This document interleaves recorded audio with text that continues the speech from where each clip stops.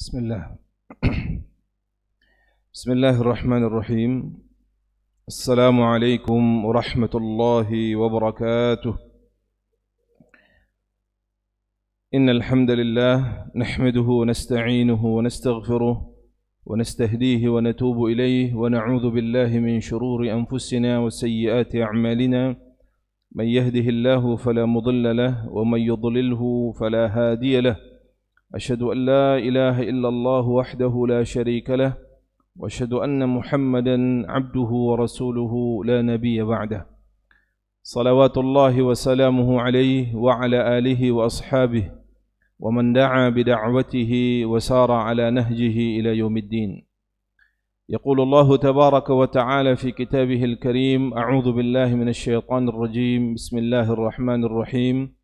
يا أيها الذين آمنوا اتقوا الله وقولوا قولا سديدا يصلح لكم أعمالكم ويغفر لكم ذنوبكم ومن يطع الله ورسوله فقد فاز فوزا عظيما. سبحانك لا علم لنا إلا ما علمتنا إنك أنت العليم الحكيم. اللهم علمنا ما ينفعنا وانفعنا بما علمتنا وزدنا علما يا رب العالمين. أما بعد. Ikhwatal iman, kaum muslimin dan muslimat yang semoga senantiasa dirahmati, diberkahi, dimuliakan dan dijaga oleh Allah Subhanahu tabaraka wa taala. Alhamdulillah, segala puji bagi Allah Subhanahu wa taala Rabbul Izzati wal Jalal, yang sampai saat ini alhamdulillah masih melimpah ruahkan beragam nikmat kepada kita. Nikmat iman, nikmat Islam, nikmat sehat wal afiyah, nikmat kesempatan dan nikmat ketika kita masih diizinkan oleh Allah Subhanahu tabaraka wa taala untuk dapat menunaikan kewajibannya. Dan di pagi hari yang barakah ini insyaallah, setelah kita menunaikan kewajiban kita kepada Allah Subhanahu tabaraka wa taala, sejenak kita hadir di sini untuk saling nasihat menasihati, bertafaqquh fid din, menambah pengetahuan kita, menghilangkan ketidaktahuan kita pada urusan agama Allah Subhanahu tabaraka wa taala. Mudah-mudahan ikhwatul iman ini semua dicatat oleh Allah Subhanahu tabaraka wa taala sebagai amal salih, pemberat timbangan kebaikan kita kelak pada hari kiamat nanti, dan semoga dengannya insyaallah Allah Subhanahu tabaraka wa taala memudahkan langkah kita untuk masuk ke dalam surganya. Amin ya rabbal alamin. Salawat beriring salam semoga selalu tercurah limpahkan kepada manusia terbaik, Nabiur Rahmah, qudwah hasanah kita, Nabi besar Muhammad sallallahu alaihi wa alihi wasallam, beserta para istri beliau, keluarga, sahabat dan pengikutnya hingga akhir zaman insyaallah. Ikhwatal iman, a'azzanallahu iyyakum.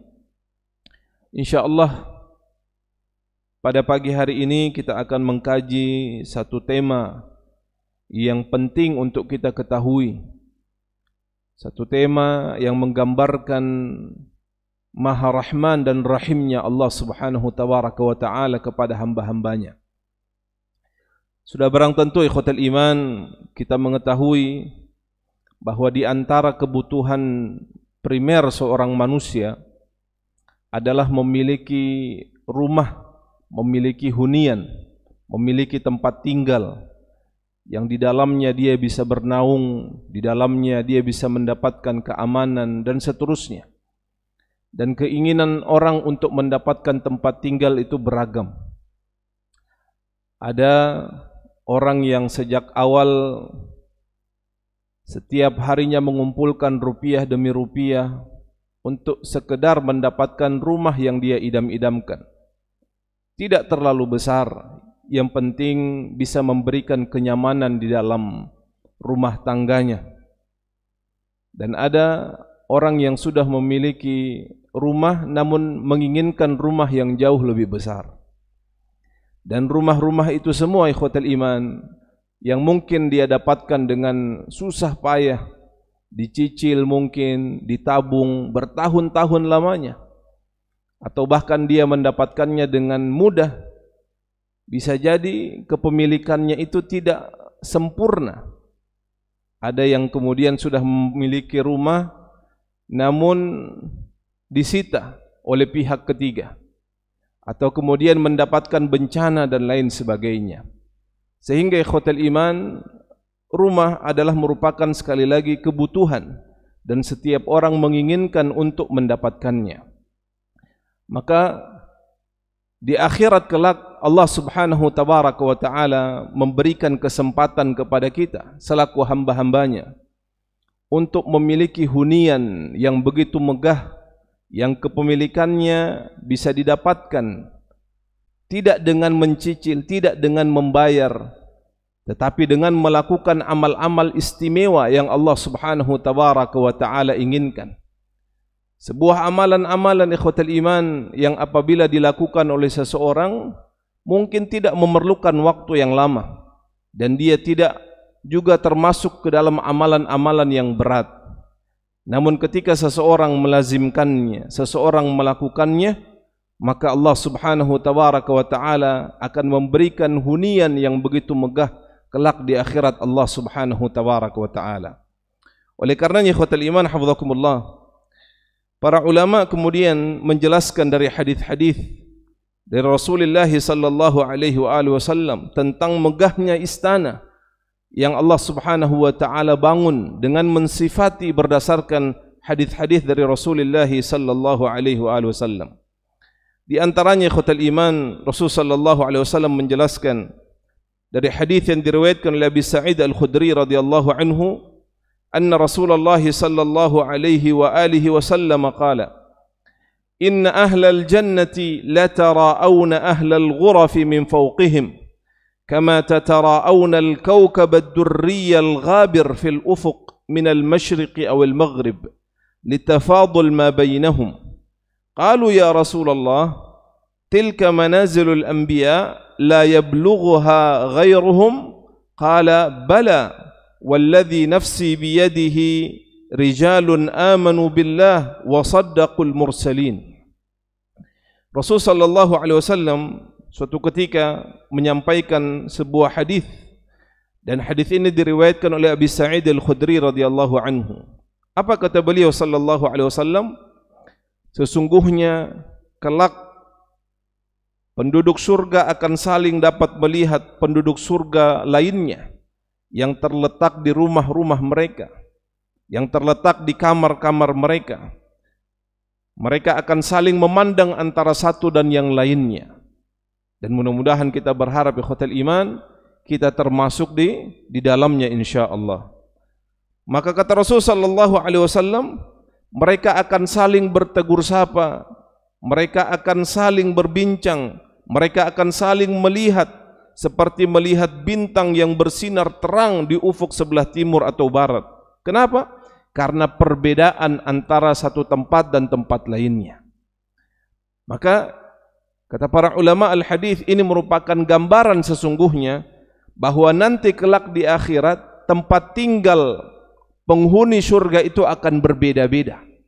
Tidak akan sama antara satu dan yang lainnya. Ada yang terletak di bawah, mungkin ada di pertengahan, ada yang terletak mungkin di atas. Namun mereka bisa saling bertegur sapa, mereka bisa saling memandang, mereka bisa saling bersilaturahim dan lain sebagainya.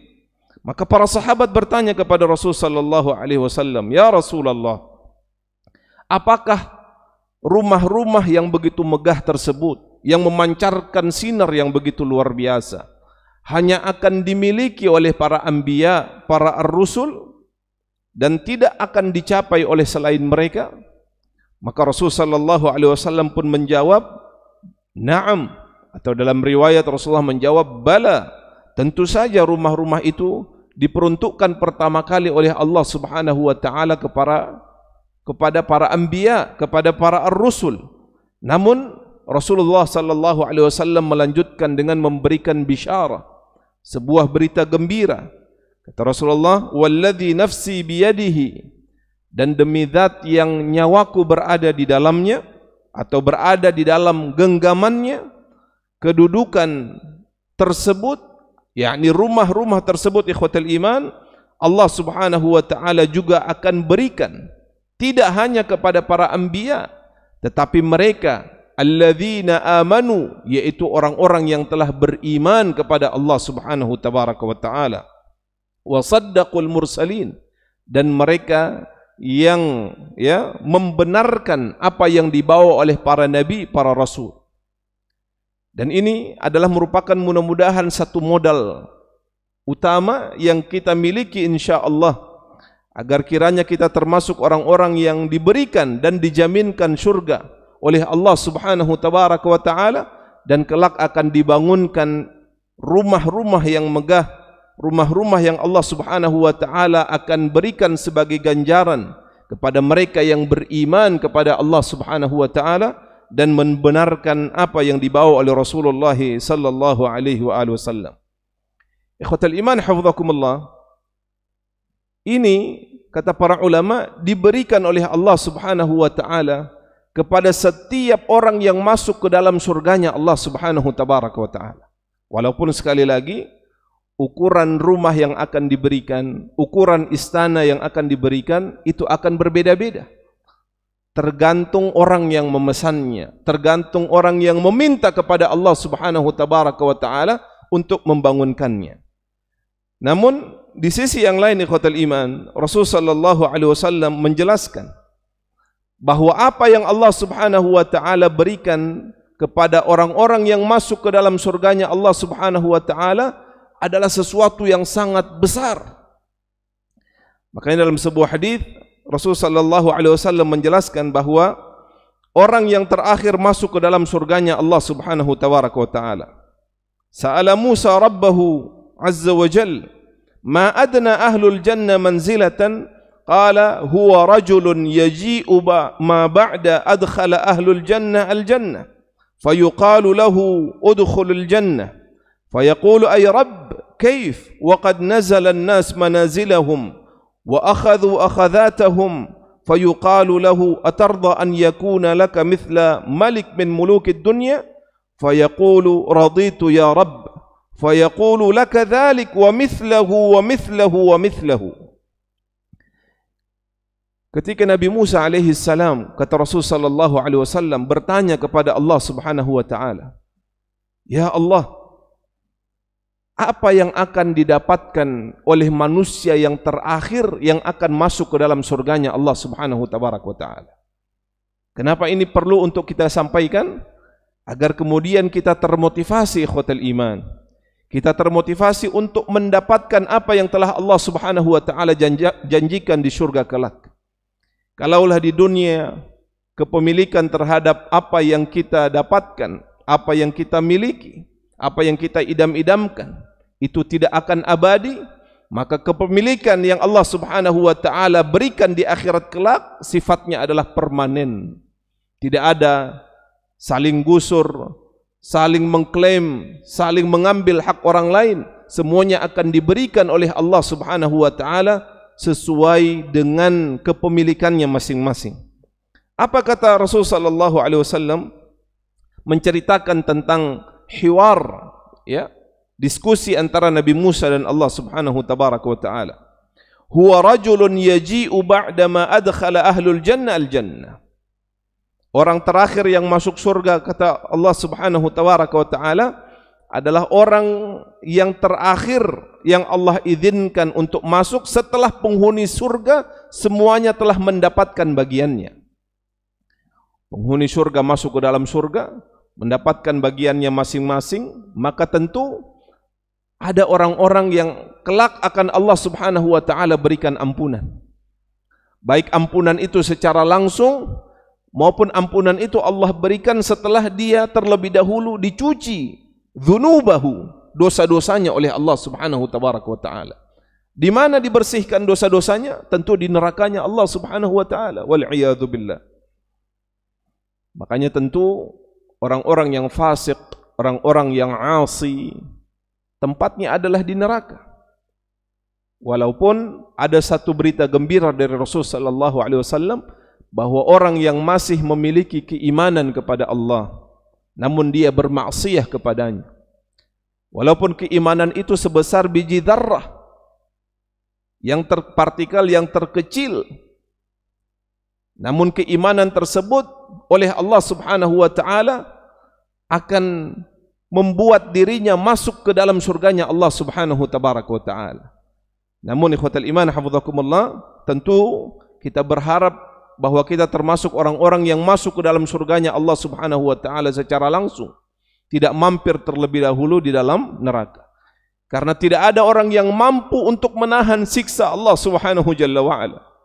Bahkan dalam sebuah hadis dikatakan ketika penghuni neraka itu diangkat oleh Allah Subhanahu tabaraka wa taala, lalu dia ditanya, apakah engkau pernah mendapatkan nikmat lebih besar dari nikmat ini? Dia katakan, tidak ya Allah, saya tidak pernah merasakan nikmat melebihi nikmat diangkatnya diriku dari siksa api nerakamu ya Allah. Sehingga sungguh sangat berani orang yang mengatakan bahwa enggak apa-apa, saya mampir dulu ke neraka, atau saya enggak apa-apa di dalam neraka biar ketemu dengan teman-teman saya di dunia. Na'udzubillah. Karena dia belum pernah merasakan siksa nerakanya Allah Subhanahu tabaraka wa taala yang Rasul sallallahu alaihi wasallam mengajarkan kepada kita untuk senantiasa berlindung diri kepada Allah Subhanahu wa taala darinya. Maka ketika semuanya sudah masuk ke dalam surga dan orang-orang yang terakhir yang Allah angkat dari neraka, Allah persilahkan untuk masuk ke dalam surganya Allah. Udkhulul jannah, masuklah engkau ke dalam surga. Fayaqul, maka dia pun berkata kepada Allah Subhanahu wa taala, ay Rabb, wahai Tuhanku, kaifa, bagaimana mungkin saya bisa masuk ke dalam surgamu sedangkan saya adalah orang yang terakhir ya Allah? Apakah masih tersisa ya tanah? Apakah masih tersisa tempat untukku? Wa qad nazala an-nas manazilahum, dan seluruh manusia telah mengambil bagiannya. Apakah masih tersisa ya Allah tempat untukku? Fayuqalu lahu, maka Allah Subhanahu wa taala berfirman kepadanya, atarda an yakuna laka mithla malik min mulukid dunya? Apakah engkau mau aku jadikan engkau seperti raja di antara raja-raja yang ada di atas muka bumi, di mana engkau hidup dahulu? Maka dia pun berkata, raditu ya Rabb, saya ridha kepada seluruh keputusanmu ya Allah. Maka Allah Subhanahu wa taala yang Maha Rahman, yang Maha Rahim, yang ketika memerintahkan sesuatu oleh hambanya ini diabaikan, ketika melarang sesuatu oleh hambanya ini tetap dilakukan, maka dengan Maha Rahman dan Rahimnya Allah, Allah tetap mengampuni dirinya, dan Allah Subhanahu wa taala tetap mengizinkan dirinya untuk masuk ke dalam surga. Maka apa kata Allah kepada orang yang terakhir masuk ke dalam surganya?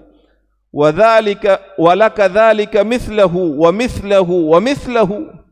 Maka engkau akan mendapatkan seluruh dunia yang engkau impi-impikan, dan yang semisalnya, dan yang semisalnya, dan yang semisalnya.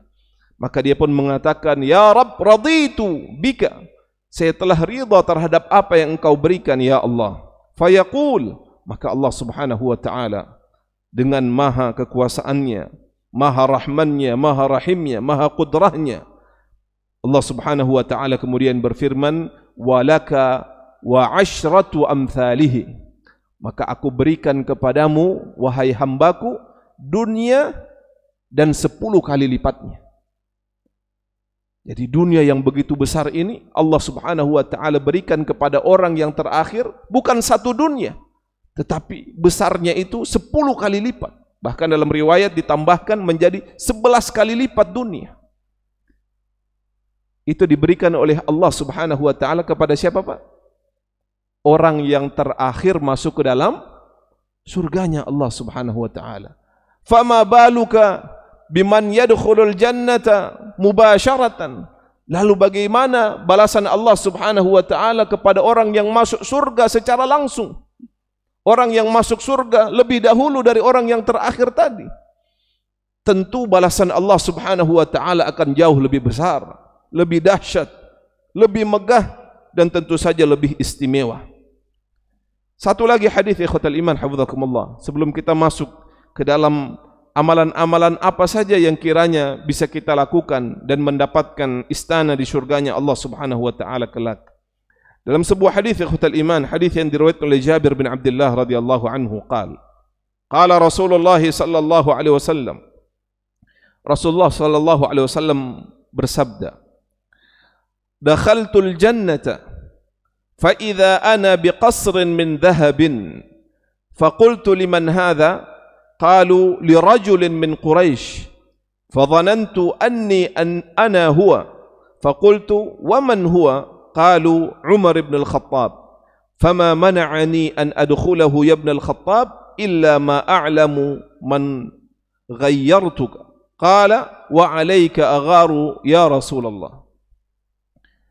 Jadi hadis ini disampaikan oleh Rasul sallallahu alaihi wasallam menceritakan tentang kondisi ketika Rasul sallallahu alaihi wasallam masuk ke dalam surganya Allah. Dalam banyak riwayat disebutkan peristiwa ini terjadi ketika Rasul sallallahu alaihi wasallam dimi'rajkan oleh Allah Subhanahu wa taala dari Masjidil Aqsa ke Sidratil Muntaha. Kita tahu ada peristiwa yang kita imani bahwa Rasul sallallahu alaihi wasallam mengalami sebuah peristiwa yang kita kenal dengan Al-Isra wal Mi'raj. Apa itu Al-Isra wal Mi'raj? Al-Isra adalah Rasul sallallahu alaihi wasallam diperjalankan oleh Allah Subhanahu wa taala dari Masjidil Haram menuju ke Baitul Maqdis, Al-Masjidil Aqsa. Kemudian setelah itu dimi'rajkan dari Masjidil Aqsa ke langitnya Allah Subhanahu tabaraka wa taala. Dalam peristiwa tersebut Rasul sallallahu alaihi wasallam diperlihatkan oleh Allah Subhanahu tabaraka wa taala tentang kondisi surga. Dan itu menunjukkan bahwa surga saat ini sudah ada, dan dalilnya adalah kisah Mi'rajnya Rasul sallallahu alaihi wasallam. Dan Rasul sallallahu alaihi wasallam juga diperlihatkan oleh Allah Subhanahu wa taala nerakanya.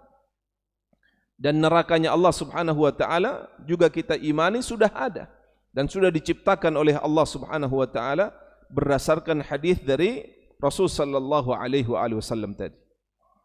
Maka di dalam satu kesempatan ketika Rasulullah SAW diperlihatkan megahnya syurga, indahnya syurga, maka kata Rasulullah, dakhaltul jannata. Saya diberikan izin oleh Allah Subhanahu wa taala untuk masuk ke dalam surganya. Fa idza ana biqasrin min dhahabin. Maka di dalamnya ternyata saya menemukan istana yang terbuat dari emas. Jadi Masya Allah, istana terbuat dari apa Pak? Dari emas. Kalau mungkin kita pernah lihat ya, ada bangunan tertentu atau kemudian benda tertentu atau kemudian ornamen tertentu atau mungkin patung tertentu yang dibuat dari emas, maka ini seluruh bangunan tersebut bukan rumah yang kecil, tapi kata Rasulullah SAW, biqasrin min dhahabin, sebuah istana yang besar, yang megah, terbuat dari emas. Maka Rasulullah SAW pun takjub ketika melihatnya. Lalu Rasulullah pun bertanya, liman hadha? Milik siapa rumah ini? Maka dijawab kepada Rasulullah, li rajulin min Quraisy. Dia adalah milik seorang laki-laki dari kalangan Quraisy. Fadhanantu anni ana huwa. Maka kata Rasulullah, saya mengira laki-laki yang berasal dari Quraisy itu adalah saya. Ya. Waman huwa, maka Rasulullah pun bertanya, siapa dia laki-laki yang berasal dari Quraisy itu? Qalu, maka mereka pun menjawab, Umar ibn al-Khattab. Umar ibn al-Khattab radhiyallahu anhu. Fama mana'ani an adkhulahu ya ibn al-Khattab illa ma a'lam man min ghiratuki atau min ghiratuka. Maka kata Rasul sallallahu alaihi wasallam, tidaklah ada yang menghalangiku wahai Umar untuk memasuki istana tersebut kecuali apa yang aku ketahui dari kecemburuanmu. Artinya pemiliknya saja belum masuk, maka Rasulullah tidak mau mendahului. Kata Rasulullah SAW, biarlah nanti engkau yang masuk duluan di dalam istanamu wahai Umar, karena tidaklah aku terhalang untuk masuk kecuali aku tahu bahwa engkau mencemburuinya. Maka Umar berkata, wa alaika agharu ya Rasulullah, apakah aku akan cemburu kepadamu ya Rasulullah? Ini adalah merupakan salah satu cuplikan betapa kemudian hunian di surga Allah Subhanahu wa taala itu sangat besar, sangat megah. Maka berbahagialah ikhwatal iman, bersyukurlah bagi mereka yang ketika di dunia sudah Allah Subhanahu wa taala berikan hunian yang nyaman. Tapi ingat, begitu banyak saudara-saudara kita di luar sana yang belum memiliki hunian sampai saat ini. Mereka yang terus-menerus bekerja dari pagi sampai petang, namun belum bisa memiliki hunian. Mereka berpindah dari satu kontrakan ke kontrakan lainnya, satu petak ke petak lainnya, hanya ingin mendapatkan hunian yang layak, hunian yang bisa memberikan kenyamanan, keamanan kepada keluarga mereka. Maka bagi mereka dan kita semua tentu saja Allah Subhanahu tabaraka wa taala memberikan kemudahan untuk mendapatkan hunian, bukan hunian yang kecil, tapi hunian yang begitu besar, hunian yang begitu megah, dan itu bisa dimiliki oleh siapapun di antara hamba-hamba Allah Subhanahu wa taala yang beriman dan bertakwa kepadanya, tanpa memandang status sosialnya di dunia, tanpa memandang apakah dia berpendidikan atau tidak di dunia, tetapi yang dipandang oleh Allah Subhanahu wa taala adalah amalan yang dia lakukan, keimanannya kepada Allah Subhanahu wa taala dan Rasulnya. Oleh karenanya ikhwatal iman, Rasul sallallahu alaihi wasallam memberikan satu tuntunan kepada kita untuk melakukan amalan-amalan istimewa ini, yang apabila kita lakukan ikhlas karena Allah Subhanahu wa taala, niscaya Allah Subhanahu wa taala akan membangunkan istana di surganya kelak, dan mudah-mudahan kita termasuk di dalamnya. Amin ya rabbal alamin. Apa saja ikhwatal iman hafizakumullah? Yang pertama adalah bina'u baitillah atau bina'ul masjid mukhlishan lillahi ta'ala. Amalan yang pertama yang diganjar oleh Allah Subhanahu wa taala dengan dibangunkan istana, rumah yang megah di surganya kelak. Dan tentu kabar bahwa dibangunkan surga ini adalah merupakan sebuah tathbit, juga merupakan sebuah bisyarah bahwa kira-kira kalau kita sudah punya rumah kelak di surganya Allah Subhanahu wa taala, artinya kita kembalinya nanti ke mana, Pak? Ke surga insyaallah. Pulang kampungnya ke mana, Pak? Ke surga insyaallah. Tapi minimal kita punya aset terlebih dahulu di surganya Allah Subhanahu wa taala, yaitu dengan melakukan amalan-amalan berikut. Apa? Yang pertama adalah membangun rumah Allah Subhanahu wa taala, membangun masjid mukhlishan lillahi taala, ikhlas karena Allah Subhanahu wa taala. Bahkan tidak perlu masjid yang besar. Ketika masjid itu adalah dengan kemampuannya hanya kecil, namun di dalamnya dia persilahkan orang untuk berzikir kepada Allah, bermunajah kepada Allah, bersujud kepada Allah Subhanahu wa taala, maka ini sudah masuk ke dalam kategori tersebut. Rasulullah sallallahu alaihi wasallam bersabda dalam hadis yang diriwayatkan oleh Jabir bin Abdullah, "Man bana masjidan lillah kamafhasi qatatin aw asghara, bana Allahu lahu baitan fil jannah." Kata Rasulullah, barang siapa yang membangun masjid lillah, karena Allah Subhanahu wa taala. Ini penting. Karena banyak orang yang mengeluarkan uangnya bahkan dalam jumlah yang tidak sedikit, namun karena dia melakukannya li ghairillah, bukan karena Allah Subhanahu wa taala, maka tidak mendapatkan pahala apa-apa. Makanya di sini Rasulullah menyebutkan man bana masjidan lillah, barang siapa yang membangun masjid karena Allah Subhanahu wa taala. Kamafhasi qatatin, walaupun masjid itu hanya selubang tempat burung, namanya burung qatat. Qatat ini adalah satu jenis burung, ya, burung kecil. Mungkin kita sering menyebutnya burung pipit begitu ya. Dan ini sering muncul di dalam hadis Rasulullah sallallahu alaihi wasallam, dan juga sering diungkapkan oleh para penyair-penyair Arab tentang burung ini. Contohnya ada seorang penyair itu, dia sedang membayangkan orang yang kemudian dia sayangi, ya, dia cintai, namun tempatnya jauh. Kalau dia ingin kembali bertemu dengan istrinya contohnya yang dia cintai itu memerlukan waktu yang sangat lama.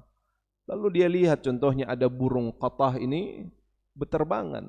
Lalu dia mengungkapkan sebuah syair, asirbal qata ila man ya'iru janahahu la'alli ila man qad atiru ya ila man qad hawitu atiru. Kata dia, wahai burung pipit yang sedang berterbangan, ya, bolehkah aku meminjam sayapmu? Karena dengan sayap itu aku akan gunakan untuk terbang menuju orang yang aku cintai. Burung pipit ini gambaran dari burung-burung kecil yang suka berterbangan. Dan burung ini memiliki sangkar yang sangat kecil, ya, berupa lubang-lubang ataupun ketika itu berupa sangkar, sangkarnya sangat kecil. Maka kata Rasul sallallahu alaihi wasallam, siapa yang membangun masjid, walaupun tidak mungkin kan masjid sekecil itu, tapi ini satu gambaran dari Rasul sallallahu alaihi wasallam, walaupun sekecil apapun masjid yang dibangun oleh seseorang, tapi kalau dia membangunnya karena Allah Subhanahu tabaraka wa taala, maka banallahu lahu baitan fil jannah. Allah Subhanahu wa taala akan membangunkan baginya rumah di surga kelak.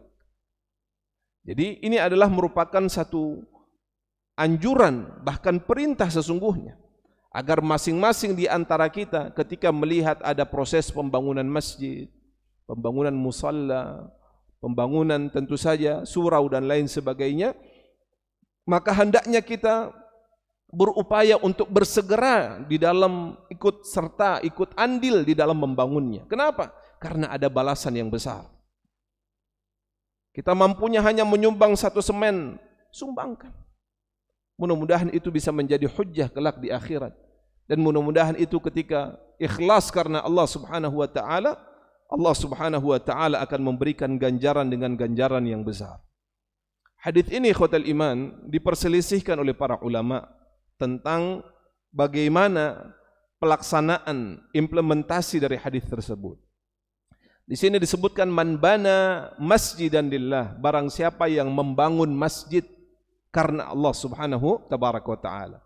Sebagian ulama al-hadis menyatakan artinya membangun di sini maknanya adalah membangun dari awal. Artinya yang bangun adalah dirinya. Dan ini sebagian besar difahami oleh ulama al-Hanabilah. Sedangkan ulama-ulama lainnya menyatakan tidak harus dia membangun sendiri. Tapi makna membangun di sini adalah dia ikut serta, ikut andil. Sehingga walaupun dia menyumbang sebagian dari pembangunan masjid itu sudah termasuk. Makanya kalau di Saudi Arabia, Hotel Iman azanallahu yakum, orang kalau mau bangun masjid, dia memahaminya pada pemahaman yang pertama.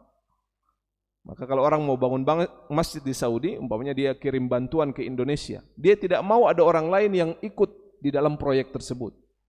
Karena dia memahami bahwa membangun masjid itu adalah membangun dari awal sampai akhir. Makanya para muhsinin, para donatur itu kalau mau memberikan sumbangan dia tanya, ya lahannya sudah ada. Status lahannya apa? Bahwanya sudah diwakafkan dan seterusnya. Ya, dia tanya, bangunannya sudah berdiri sebagian atau belum sama sekali. Kalau sudah berdiri sebagian tinggal penyempurnaan, sebagian besar tidak mau memberikan sumbangan. Dia mau membangun dari awal mulai pondasi sampai tahap akhir finishing. Karena memahami bahwa man bana masjidan lillah artinya membangun masjid sejak awal sampai rampung. Tapi sebagian ulama lainnya memahaminya tidak seperti itu. Setiap orang yang memiliki bagian andil ikut serta di dalam pembangunan masjid, maka dia akan mendapatkan pahala yang Rasul sallallahu alaihi wasallam sebutkan. Nah, ikhwatul iman hafizakumullah, membangun masjid juga ada yang mengatakan bahwa membangun masjid dalam konteks hadis tersebut mengisyaratkan bahwa tidak perlu bermegah-megahan di dalam membangunnya. Karena Rasul sallallahu alaihi wasallam menyatakan kamafhasi qatatin. Membangunnya itu ya gambarannya walaupun seperti sangkar burung.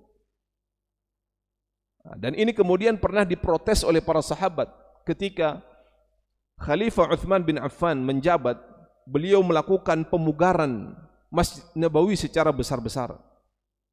Ya, yang tadinya hanya kecil saja, kalau Bapak sekalian melakukan umrah, maka sampai saat ini ada bagian dari masjid Nabawi itu yang asli.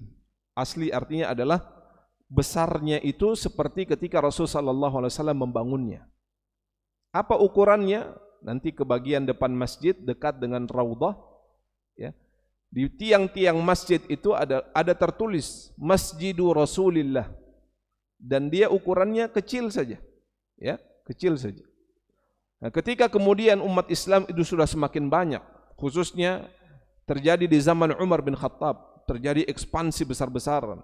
Umat Islam mampu menguasai daratan Syam, berperang dengan orang-orang Romawi dan mendapatkan kemenangan-kemenangan yang besar, berperang dengan orang-orang Majusi, orang-orang Persia dan mendapatkan kemenangan yang besar. Maka banyak di antara orang-orang Romawi, orang-orang Persia yang telah ditundukkan oleh Rusnya. Maka apa yang dikatakan oleh Uthman bin Affan? Uthman bin Affan radhiyallahu anhu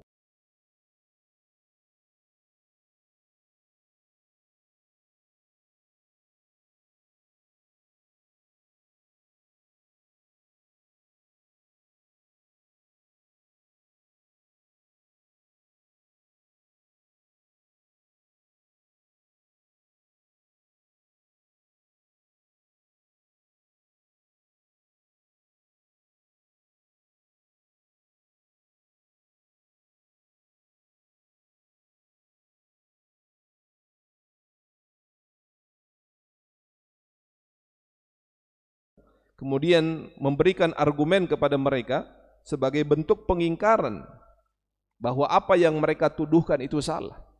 Tidak boleh bermegah-megahan di dalam masjid itu kalau ada unsur at-tanafus, unsur berlomba-lomba membaguskan, tetapi tidak ada unsur memakmurkan masjid di dalamnya. Hanya menghiasi masjid, memperbagus, memperindah, tapi tidak memakmurkannya. Maka ini tentu saja dilarang, ya. Tapi ketika kemudian tujuannya adalah merenovasi, memberikan kenyamanan bagi orang yang berada di dalamnya, ditambah dengan memakmurkannya, dengan menghadirkan kegiatan-kegiatan yang memudahkan orang beribadah, menambah keimanan para jamaah dan seterusnya, maka ini dibolehkan. Dan ini salah satu hujjah Uthman bin Affan ketika diprotes oleh sahabat yang lain. Lalu Uthman membawakan hadis Rasul sallallahu alaihi wasallam. Apa kata Uthman? Man bana masjidan lillah banallahu lahu fil jannah mithlahu. Barang siapa yang membangun masjid karena Allah Subhanahu tabaraka wa taala, maka Allah Subhanahu wa taala akan membangunkannya rumah, membangunkannya istana di surga, mithlahu, sepertinya, seperti masjid yang dia bangun. Para ulama ikhwatal iman, kata Imam An-Nawawi rahimahullahu taala, memiliki dua tafsiran ketika menjelaskan wa mithlahu, dan yang semisalnya. Yang pertama adalah bahwa Allah Subhanahu wa taala akan membangunkan bangunan yang semisal. Jadi kalau bangunnya biasa-biasa, Allah akan bangunkan juga istana yang biasa. Tapi kalau dia membangunkan atau membangun masjid itu dengan contohnya luas, megah, indah dan seterusnya, maka Allah Subhanahu wa taala akan membangunkan yang semisal untuknya. Namun yang kedua, ikhwatal iman hafizakumullah, difahami bahwa keutamaan bangunan yang diperoleh di surga itu dibanding dengan rumah yang ada di surga lainnya seperti keutamaan masjid di dunia dibandingkan dengan rumah-rumah yang ada di dunia. Jadi kata Imam An-Nawawi, semaksimal mungkin masjid itu lebih indah dan lebih megah dari rumah-rumah yang ada di sekitarnya, sebagai bentuk ta'zim li baitillah, sebagai bentuk pengagungan terhadap rumah Allah Subhanahu tabaraka wa taala. Itulah mengapa ikhwatal iman hafizakumullah, ketika terjadi renovasi pertama secara besar-besaran di Masjidil Haram dan Masjid Nabawi, lalu kemudian diawali oleh Raja Faisal pada saat itu. Kemudian beliau dibunuh, diganti oleh adiknya Raja Khalid. Kemudian Raja Khalid tidak terlalu lama meninggal dunia, digantikan oleh adiknya yaitu Raja Fahad, yang kemudian beliau menyematkan sebutan pada dirinya Khadimul Haramain. Maka beliau berupaya untuk membangun Masjidil Haram dan Masjid Nabawi itu lebih megah dari seluruh hotel yang ada di sekitarnya. Salah satu tujuannya adalah berangkat dari pemahaman hadis ini, bahwa bermegah-megahan maknanya di sini adalah untuk memberikan kenyamanan kepada orang-orang yang beribadah di dalamnya. Dan itu salah satu pemahaman yang diutarakan oleh Imam Nawawi rahimahullahu ta'ala. Oleh karenanya ikhwatal iman hafizakumullah, intinya adalah bahwa ketika kita melihat ada sebuah pembangunan masjid, hendaknya kemudian kita berupaya untuk ikut andil, walaupun sekecil apa yang kita mampu. Sekecil apapun kemampuan kita, hendaknya kita hadirkan. Kenapa ikhwatal iman? Karena ada sebuah ganjaran yang besar, bahwa Allah subhanahu wa ta'ala akan membangunkan rumah di surganya Allah subhanahu wa ta'ala kelak. Yang kedua ikhwatal iman, amalan yang sesungguhnya sederhana namun pahalanya begitu besar di sisi Allah, yaitu apa? Qira'atu surat al-ikhlas 10 marrat. Membaca surah al-ikhlas sebanyak berapa kali Pak? 10 marrat, 10 kali. Jadi Masya Allah ya. Mungkin tidak perlu sampai 10 menit, 8 menit selesai. Tapi pahalanya dibangunkan rumah di surganya Allah subhanahu wa ta'ala. Hadis ini ikhwatal iman, hadis yang diriwayatkan Imam Ahmad dalam musnadnya, dan dikomentari oleh Imam Al-Albani, menyatakan hadis ini adalah hadis yang hasan. Ya.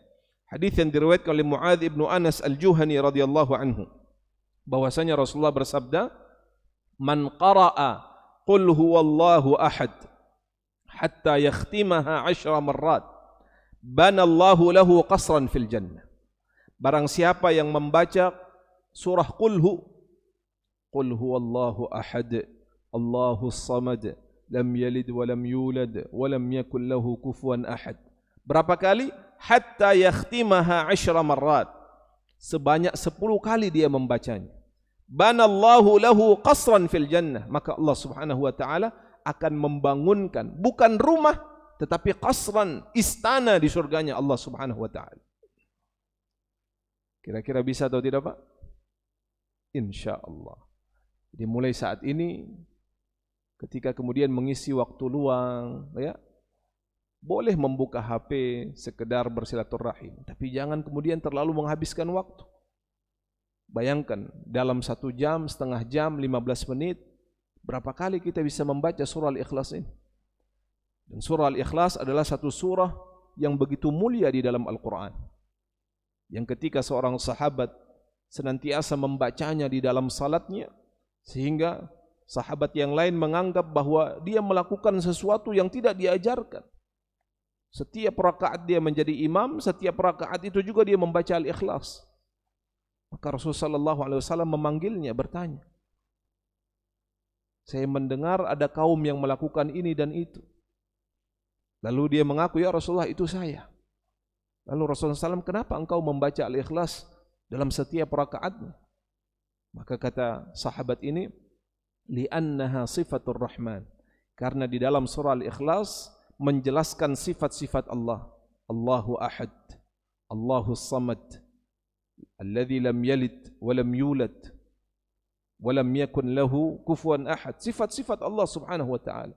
Lalu kata sahabat ini kepada Rasulullah, "Fa ana uhibbu an aqra'aha." Karena dia menjelaskan tentang sifat-sifat Allah yang maha mulia, saya senang, saya cinta ya Rasulullah untuk membacanya. Maka saya ulang-ulang bacaan surah Al-Ikhlas itu dalam salat saya. Bukan karena hafalannya cuma kulhu Pak ya. Nah, ini beda alasannya ya. Alasannya karena dia mencintai ya apa yang terkandung di dalam surah Al-Ikhlas. Maka apa kata Rasulullah SAW? "Fa'lam anna Allah yuhibbuka." Ketahuilah wahai sahabatku, sesungguhnya Allah subhanahu wa ta'ala juga mencintaimu. Sesungguhnya Allah juga mencintaimu. Maka Rasulullah SAW dalam hadis yang lain menjelaskan bahwa Al-Ikhlas itu thuluthul Quran, sepertiga dari Al-Quran. Maka membacanya 3 kali seperti mengkhatamkan Al-Quran. Membacanya 10 kali akan dibangunkan istana di surganya Allah subhanahu wa ta'ala. Maka ini satu amalan yang sederhana namun kemudian mendapatkan ganjaran yang besar. Yang ketiga ikhwatal iman hafizakumullah adalah dengan mengerjakan salat duha 4 rakaat dan salat sebelum zuhur 4 rakaat. Salat duha 4 rakaat, kemudian salat sebelum zuhur sebanyak 4 rakaat. Nah, tentu salat duha, ikhwatal iman hafizakumullah, kita tahu bahwa para ulama fikih telah menjelaskan di dalam kitab-kitab fikih mereka bahwa aqallu rak'ah, jumlah rakaat yang paling sedikit yang bisa kita lakukan dalam salat duha itu adalah 2 rakaat. Tapi untuk mendapatkan pahala ini kita tambahkan 2 rakaat berikutnya menjadi minimal berapa Pak? 4 rakaat. Nah, kemudian 4 rakaat sebelum salat zuhur. 4 rakaat sebelum salat zuhur. Para ulama ada yang menafsirkan bahwa ini masih termasuk ke dalam rangkaian salat duha. Ada yang menyatakan 4 rakaat ini adalah qabliyah dari zuhur itu sendiri. Qabliyah dari zuhur itu sendiri. Sehingga ketika seseorang melakukannya, ya, 4 rakaat di waktu duha dan 4 rakaat sebelum melakukan salat zuhur, maka kata Rasul sallallahu alaihi wasallam, "Man sallat duha arba'an wa qabla al-ula arba'an, bana lahu biha baitun fil jannah." Maka Allah Subhanahu wa taala akan membangunkan baginya rumah di surga kelak. Nah, hadisnya diriwayatkan Imam At-Tabrani dan juga disebutkan oleh Imam Al-Albani sebagai hadis yang hasan. Yang keempat, ikhwatal iman, adalah dengan mengerjakan 12 rak'atan min ghairil fariḍah. Mengerjakan 12 rakaat selain daripada salat fardu. Yang dimaksud 12 rakaat di sini adalah salat apa Pak? Salat rawatib. Apa itu salat rawatib? Salat yang mengiringi pelaksanaan salat fardu. Atau mudahnya kita menyebutnya salat qabliyah dan salat ba'diyah. Yang dimaksud di sini ikhwatul iman adalah salat-salat qabliyah dan ba'diyah yang sifatnya muakkadah. 12 rakaat ini apa saja? Yang pertama adalah 2 rakaat sebelum subuh, atau kita menyebutnya dengan salat sunnatul fajr. Yang kata Rasul sallallahu alaihi wasallam, 2 rakaat sebelum salat subuh itu khairun minad dunya wa ma fiha, lebih baik dari dunia dan seisinya. Kemudian yang kedua adalah 4 rakaat sebelum zuhur. 4 rakaat sebelum zuhur. Kemudian 2 rakaat setelah zuhur. 2 rakaat setelah maghrib dan 2 rakaat setelah isya. Jumlahnya berapa Pak? 12 rakaat. Nah, 12 rakaat ini apabila dirutinkan oleh seseorang mengiringi pelaksanaan salat wajibnya yang disebut dengan salat rawatib, maka kata Rasulullah SAW berdasarkan hadis dari Ummu Habibah, "Man shalla 12 rak'atan fi yawmin wa laylatin bunya lahu bihinna baitun fil jannah." Barang siapa yang mengerjakan salat sunnah dalam sehari semalam sebanyak 12 rakaat, maka mereka karena sebab amalan tersebut akan dibangunkan sebuah rumah di surganya Allah Subhanahu wa taala. Sehingga ikhwatul iman, ya, lebih bagus mana melakukan salat sunnah atau tidak? Lebih bagus melakukan salat sunnah. Dan Rasul sallallahu alaihi wasallam mencontohkan tempat terbaik untuk melakukan salat sunnah ini adalah di rumah jika memungkinkan. Jadi Rasul sallallahu alaihi wasallam kalau melakukan salat qabliyah ba'diyahnya di mana? Di rumah. Kenapa demikian? Yang pertama karena rumahnya dekat. Yang kedua karena sebaik-baik salat selain daripada salat fardu itu tempat dilakukannya adalah di rumah. Bahkan dalam sebuah hadis kata Rasulullah SAW, orang yang melakukan salat sunnah di rumahnya itu lebih baik daripada dia melakukannya fi masjidi hada, di Masjid Nabawi sekalipun.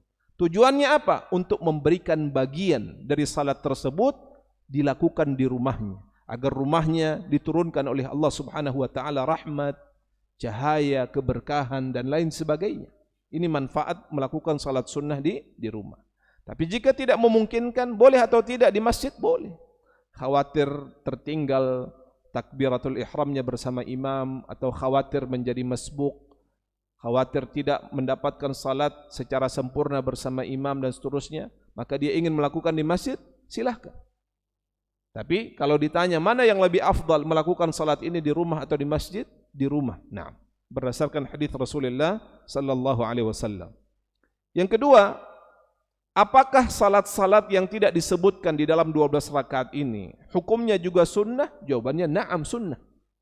tapi sunnahnya ghair muakkadah, tidak muakkadah. Contohnya, sebelum asar ada salat sunnah atau tidak? Ada. Qabliyah asar ada. Tetapi sifatnya ghair muakkadah. Rasulullah melakukannya dan sesekali atau bahkan juga seringkali Rasulullah tidak melakukannya. Qabliyah maghrib ada atau tidak? Ada. Rasulullah melakukannya. Tapi seringkali juga Rasulullah tidak melakukannya. Qabliyah isya ada atau tidak? Ada.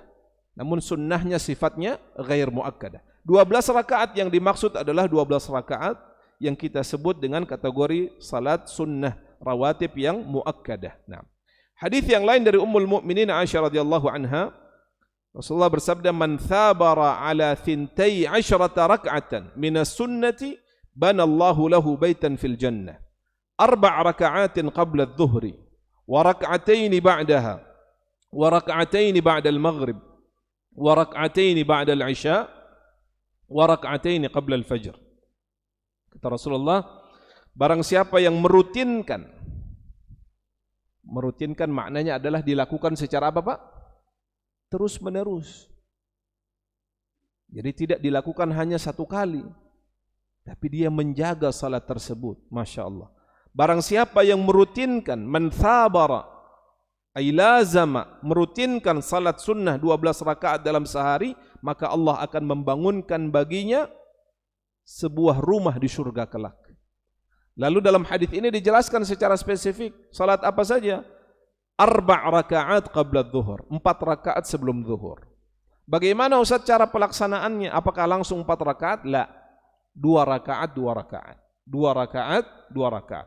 Ini masuk ke dalam keumuman hadis Rasul sallallahu alaihi wasallam, salatul laili wan nahari mathna mathna.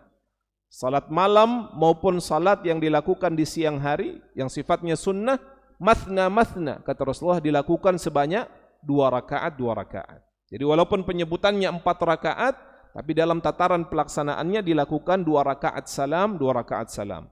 Kemudian 2 rakaat setelahnya, 2 rakaat setelah maghrib, 2 rakaat setelah isya, 2 rakaat setelah sebelum fajar. Nah, yang terakhir ikhwatal iman hafizakumullah, ini sebenarnya banyak, tapi karena waktu juga yang membatasi, yang terakhir saya memilih ini adalah mengucapkan kata hamdalah dan al-istirja'. Kata hamdalah dan istirja' pada setiap musibah yang kita alami. Khususnya walaupun secara spesifik hadis ini diajarkan untuk diucapkan ketika ada yang wafat. Wabil khusus yang wafat itu adalah orang-orang terdekat kita. Di mana ketika terjadi kita begitu terpukul, begitu sedih. Maka ada satu sunnah yang diajarkan oleh Rasul sallallahu alaihi wasallam. Ketika terjadi musibah, maka Allah Subhanahu wa taala ingin menguji kita. Melihat apakah ketika hambaku diberikan ujian, dia tetap memujiku atau tidak. Maka seringkali orang ketika ditimpakan musibah, banyak yang tidak memuji Allah Subhanahu wa taala. Yang beristighfar banyak, astagfirullah, astagfirullah. Yang mengucapkan inna lillahi wa inna ilaihi raji'un banyak. Tapi yang memuji Allah dalam keadaan tersebut sedikit. Padahal kita diperintahkan untuk memuji Allah dalam setiap keadaan. Pernah kita sampaikan pada pertemuan-pertemuan sebelumnya, Rasulullah mengajarkan untuk memuji Allah dalam keadaan sempit, keadaan bersedih, keadaan di mana kita terpuruk. Alhamdulillahi ala kulli hal. Dan memuji Allah ketika kita mendapatkan nikmat, kelapangan, kegembiraan. Alhamdulillah alladzi bi ni'matihi tatimmus salihat. Maka dalam konteks ini mengucapkan hamdalah dan istirja' ketika tertimpa musibah. Wabil khusus ketika ada anggota keluarga kita yang wafat, anak kita atau kemudian orang tua kita, untuk menguji apakah kita bersyukur atau tidak kepada Allah, tetap beriman atau tidak kepada Allah, tetap memuji atau mengingkari hal tersebut kepada Allah atau tidak. Dari Abi Musa al-Asy'ari radhiyallahu anhu, Rasul sallallahu alaihi wasallam bersabda, "Idza mata waladul 'abdi, qala Allahu li malaikatihi, qabattum walada 'abdi." Apabila anak seorang hamba meninggal dunia, anak seorang hamba meninggal dunia, Maka Allah Subhanahu wa taala berfirman kepada malaikatnya, qabattum walada abdi, kalian telah mencabut nyawa dari anak hambaku. Maka malaikat pun berkata, yaquluna na'am, mereka pun berkata, benar ya Allah. Fayaqulu qabattum thamrata fuadihi, Allah kemudian kembali berfirman, sesungguhnya kalian telah mencabut nyawa buah hati dari hambaku. Maka para malaikat kemudian menjawab, na'am, benar ya Allah. Fayaqulu madza qala abdi, maka wahai malaikat, setelah apa yang kalian lakukan kepada hambaku, apa yang hambaku katakan? Fayaqulun, maka para malaikat melapor kepada Allah Subhanahu wa taala, hamidaka wastarja, mereka tetap mengagungkan namamu ya Allah, mereka tetap memujimu ya Allah, wastarja, dan mereka beristirja, mengembalikan segala sesuatu kepadamu ya Allah. Fayaqulullahu tabaraka wa ta'ala, maka Allah Subhanahu wa ta'ala kembali berfirman, ubnu li'abdi baitan fil jannah wa sammuhu baital hamdi. Wahai malaikat, bangunkan untuk hambaku di surga sebuah rumah yang megah, dan namai rumah tersebut dengan Baitul Hamdi, rumah pujian. Karena dalam ujian seperti itu sekalipun, dia tetap memujiku, dia tetap mengagungkan namaku, dia mengucapkan alhamdulillah, segala puji bagi Allah Subhanahu wa taala, wa inna lillahi wa inna ilaihi raji'un.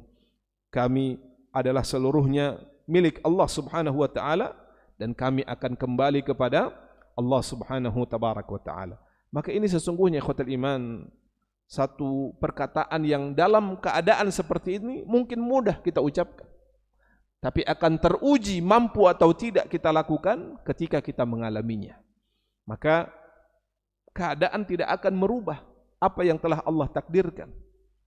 Anak kita meninggal, orang tua kita meninggal, mau kita mengumpat, mau kita marah-marah, tidak akan mengembalikan nyawanya. Lalu mengapa kita tidak mengambil kesempatan besar itu untuk mendapatkan keridhaan Allah Subhanahu tabaraka wa taala, yang apabila kita lakukan, Allah Subhanahu wa taala akan perintahkan malaikat untuk membangunkan apa Pak? Rumah yang megah di surganya Allah Subhanahu wa taala kelak. Jangan lupakan untuk saling berbagi kepada mungkin keluarga kita yang lain, berikan nasihat untuk mengucapkan kalimat ini ketika tertimpa musibah, khususnya ada yang meninggal, maka kita ucapkan alhamdulillah, baru kemudian apa Pak? Inna lillahi wa inna ilaihi raji'un.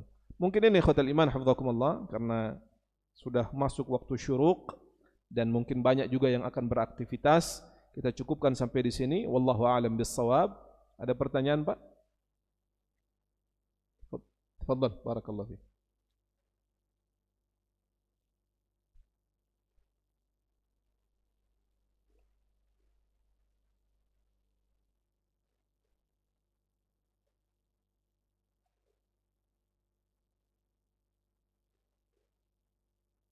Sebelum asar. Nah. Bismillah, alhamdulillah, wassalatu wassalamu ala rasulillah.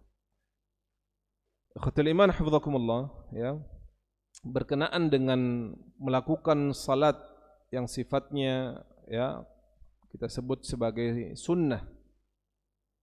Dalam hal ini adalah qabliyah asar, ya, melakukannya sebanyak 4 rakaat dan diganjar dengan pahala, yaitu dibangunkan surga, dibangunkan rumah di surganya Allah Subhanahu tabaraka wa taala. Saya pernah membacanya. Nah, riwayatnya ada, tapi sifatnya dhaifah, dia lemah. Justru yang kuat dan digunakan sebagai landasan oleh para ulama adalah pelaksanaan dari 12 rakaat. Dan itu yang kemudian ditafsil, dirinci oleh Ummul Mukminin Aisyah radhiyallahu anha. Jadi ada yang berspekulasi tentang jumlah-jumlah rakaat, namun secara spesifik kalau kita merujuk kepada hadisnya Ummul Mukminin Aisyah, itu dijelaskan, yaitu 4 rakaat sebelum zuhur, 2 rakaat setelah zuhur, 2 rakaat setelah maghrib, 2 rakaat setelah isya, dan 2 rakaat sebelum subuh. Adapun salat sunnah sebelum asar ada atau tidak? Ada. Namun dia sifatnya ghair muakkadah. Rasulullah melakukannya dan seringkali juga Rasulullah sallallahu alaihi wasallam tidak melakukannya. Adapun salat-salat sunnah yang muakkadah tadi hampir-hampir Rasulullah tidak pernah meninggalkannya, khususnya ketika beliau berada di kota Madinah, bermukim di kota Madinah. Adapun ketika beliau melakukan perjalanan, seluruh salat yang kita sebutkan tadi tidak dilakukan olehnya kecuali 2 rakaat sebelum fajar. 2 rakaat sebelum fajar.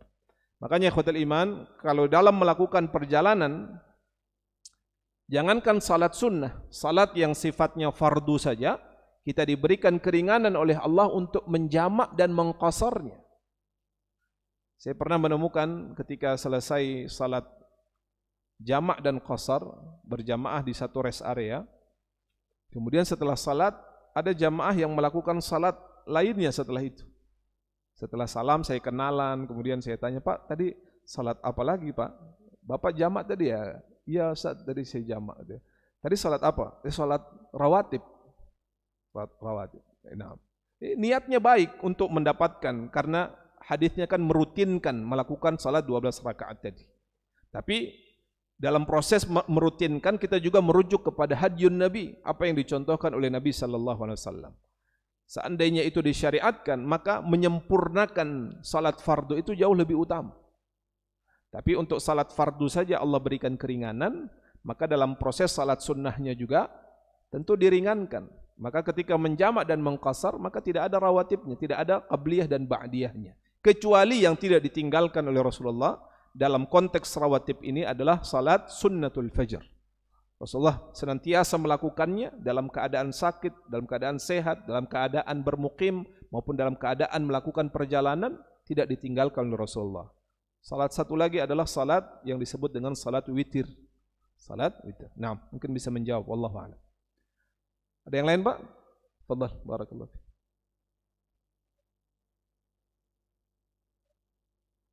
Nah. Baik. Bismillah, alhamdulillah, wassalatu wassalamu ala rasulillah.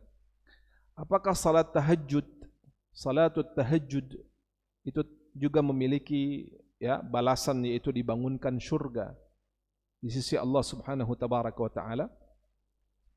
Tentu ikhwatal iman, tahajud atau kita sering menyebutnya masuk ke dalam kumpulan dari salat qiyamul lail, dia adalah merupakan salah satu salat yang sifatnya muakkadah, sangat-sangat ditekankan karena memiliki keutamaan yang besar. Di antara keutamaan tahajud itu adalah, kata Rasulullah, fa innahu da'bus salihin, dia merupakan karakter, ciri dari orang-orang yang saleh. Dalam hadis yang lain kata Rasulullah SAW, orang yang melakukan salatut tahajud itu akan diberikan pikiran yang jernih, akan dijauhkan dari penyakit, diberikan kesehatan oleh Allah Subhanahu tabaraka wa taala. Makanya Rasulullah SAW diperintahkan oleh Allah Subhanahu wa taala, wa minal laili fatahajjad bihi nafilatan lak.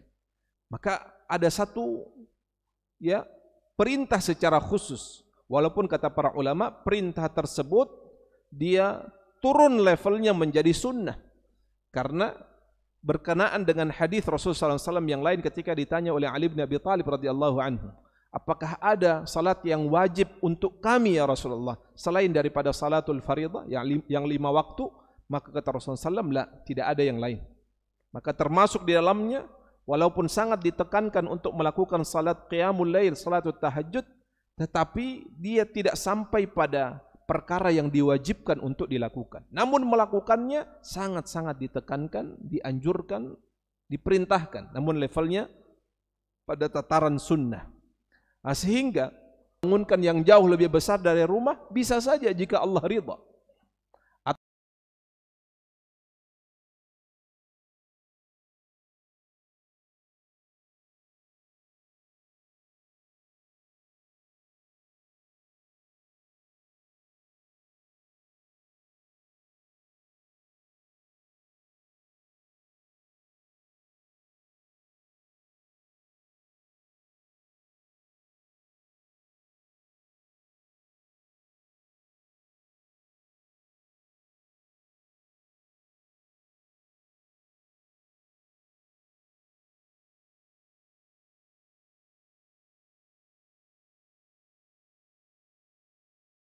Atau kalau mau dipastikan bahwa dalam salatul tahajud itu akan dibangunkan surga oleh Allah, selipkan membaca surah Al-Ikhlas di dalamnya.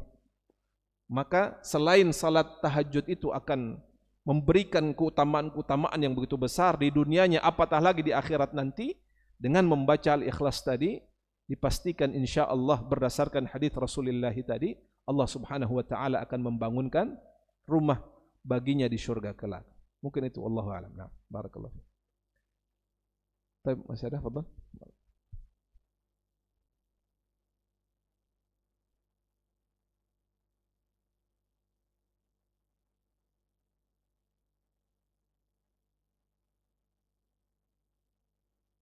Ketika salat. Nah, bismillah, alhamdulillah, wassalatu wassalamu ala rasulillah. Ikhwatal iman, hafizakumullah.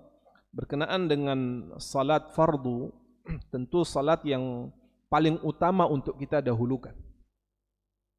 Jadi sebaik apapun salat sunnah yang kita lakukan, tidak bisa mengalahkan ya status keutamaan dari salat fardu itu sendiri. Sehingga kita tidak dibenarkan bersemangat untuk melakukan salat malam, salatul tahajud, tapi kemudian subuhnya kesiangan. Bersemangat di dalam melakukan salat tahajud, tapi umpama itu dijadikan oleh Allah Subhanahu wa taala untuk diikuti.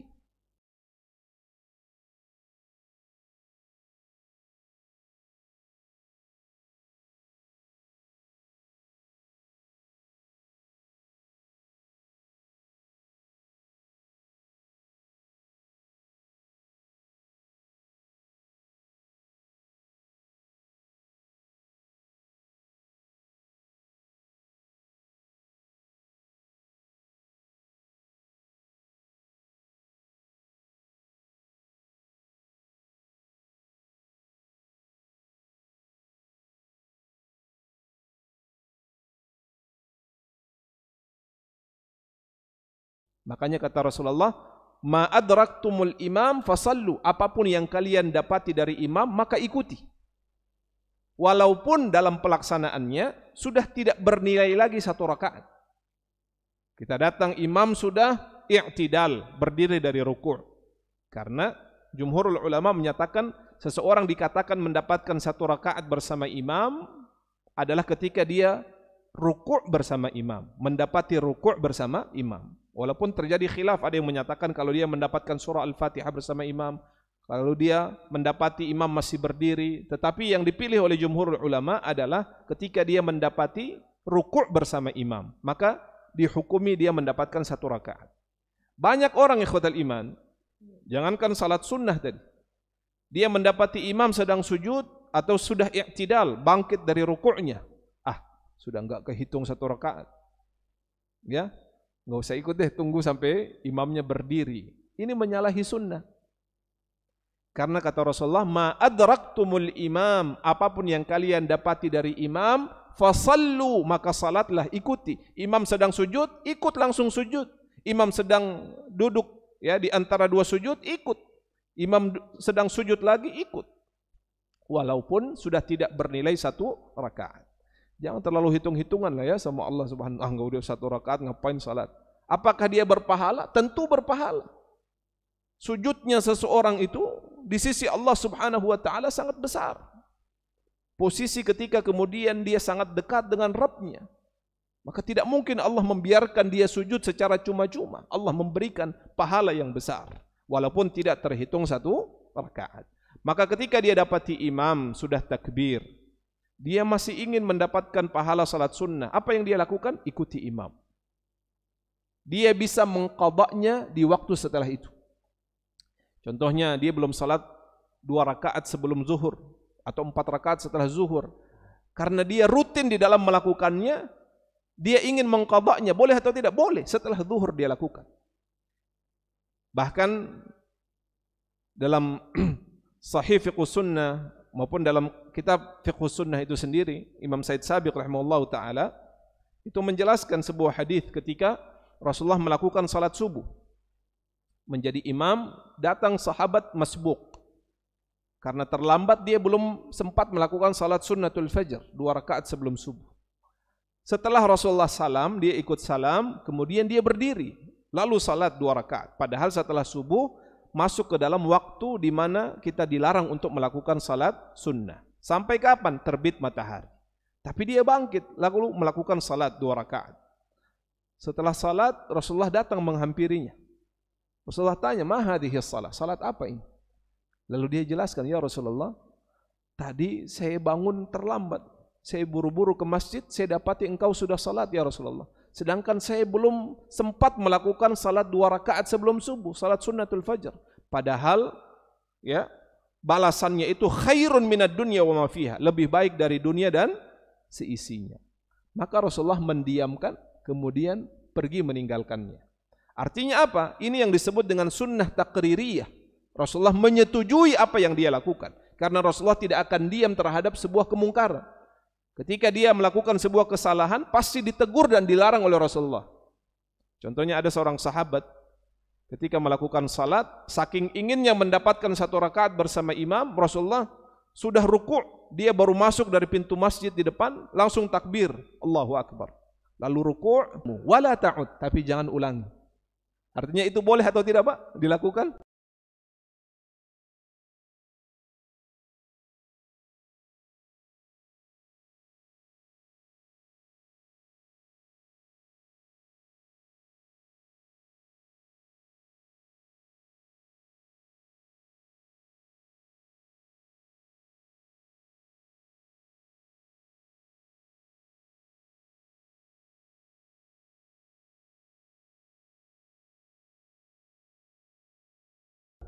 Tidak boleh. Tapi untuk poin ini Rasulullah mendiamkan dan Rasulullah meninggalkannya. Artinya itu boleh untuk diqadha, dilakukan. Walaupun bahkan pada waktu di mana salat sunnah itu dilarang untuk dilakukan. Tapi untuk melakukan salat yang dia khawatir terlewat darinya, maka Rasulullah SAW membolehkannya. Maka untuk salat-salat sunnah lainnya pun demikian insyaAllah. Namun afdalnya dilakukan di waktu di mana salat itu tidak dilarang untuk dilakukan. Wallahu a'lam. Nah, barakallahu.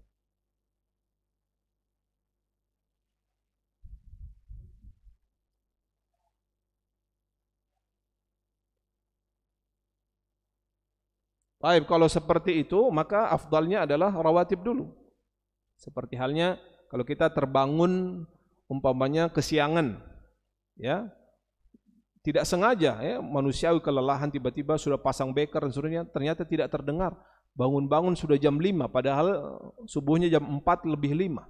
Apa yang kita lakukan? Maka afdalnya salat sunnatul fajar terlebih dahulu, baru setelah itu diiringi dengan salat subuh. Kalau itu yang terjadi, begitu juga pada prakteknya. Kecuali sekali lagi ya, kita mendapati salat berjamaah, imam sudah salam, ada beberapa orang yang terlambat dan mereka ingin langsung melakukan salat berjamaah.